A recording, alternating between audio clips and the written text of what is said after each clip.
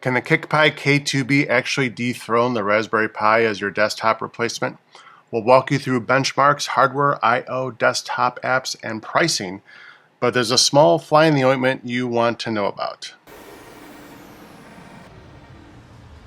Kick Pi reached out to me to review their K2b single board computer, and they sent me this board at no charge, no money changed hands, and they have not reviewed this video before it was uploaded.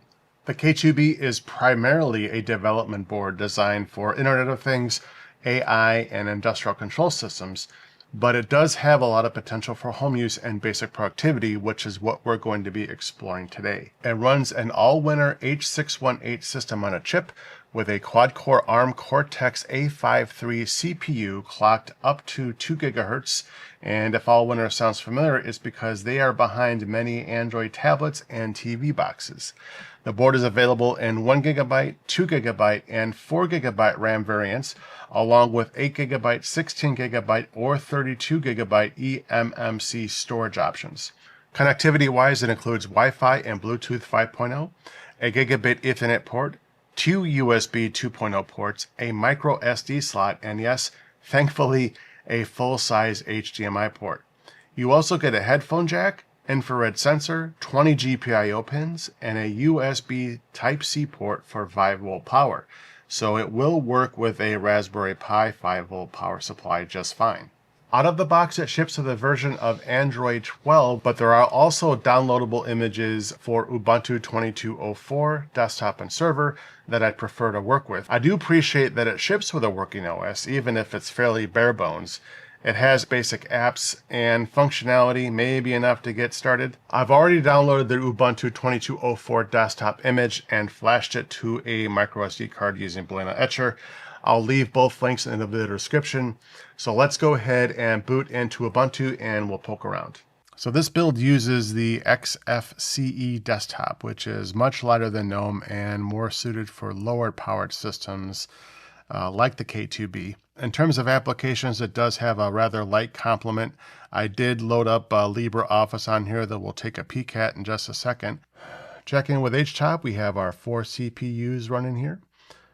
And we have our available RAM at just about 2 gigabytes, and we're using about a fourth of that right now, just sitting idly. And if we run a LSBLK, we have our memory card here, which is our 32 gigabytes, and then we have the onboard eMMC, which is about 8 gigabytes. And since we're sitting at idle, I already ran a quick power draw test as well as measured the CPU's temperature and got an impressive 2.1 watts of power draw. And the CPU was at 34 degrees Celsius, both of which are really good. They're quite excellent. If we open up LibreOffice, and let's open up the spreadsheet app, which is the Calculate one. So we have both of those open. And let's go back to Htop, and we're only about 100 megabytes more of usage for the applications we have running, which is pretty good. So now let's go ahead and do some CPU benchmarks. So we're going to do a sysbench, and this specific test, what it does is it stresses the CPU by calculating prime numbers up to 20,000, which is what this number is here. And it uses all 4 cores. So we got 4 threads running right here. It basically tells us how efficiently the processor handles computational heavy single-threaded tasks. So the test is complete, and we had 1,132 events per second. The test took a little over 10 seconds, and we had over 11,000 events. And this is pretty much in line with the Raspberry Pi 3B, which shares the same Cortex-A53 architecture, and that board actually scored 1,100 to 1,200 events per second. By contrast, the Raspberry Pi 5 with its Cortex-A76 CPU hits closer to 1,900 to 2,100. During the CPU bench test, I did do a CPU temp, and that remains stable at about 36, 37 degrees C, which is actually exceptional. If we go to fast.com and take a look at our Wi-Fi speed, we're at about 140 megabits per second. So, very respectable. And if we go to Buck Bunny, one of my favorite tests, we'll take a look at how it does. Right now we're at 720 and we have stats for nerds up, have a couple frames drop. Really not a big deal at all. It plays really well. As for pricing, the board lists for around 37-ish US dollars or 27 pounds and 24 pence.